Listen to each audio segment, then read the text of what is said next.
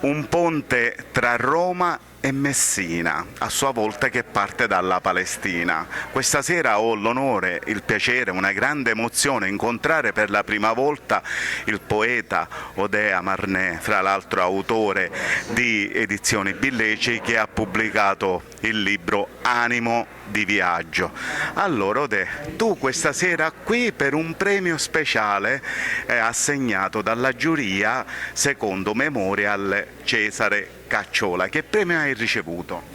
Allora, prima di tutto vorrei ringraziare il mio editore Francesco Pilleci, che lo vedo la prima volta in Sicilia, sono molto felice e contento.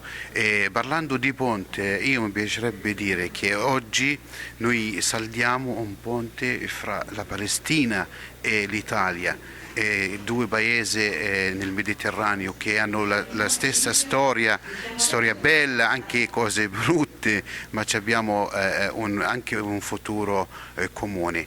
E la cultura capace di unire e di costruire questi ponti di fratellanza e amicizia fra i popoli.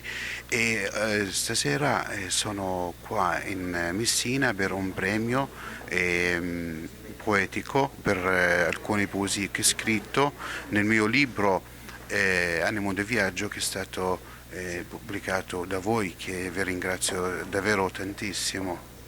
E quindi viva la cultura, viva l'unione fra i popoli e soprattutto viva la La poesia è uno strumento, un prodotto artistico molto bello, molto umano, e dobbiamo sfruttarlo al meglio e scrivere testi importanti, testi di protesta che difendono una causa umana, una causa, difendono la bellezza.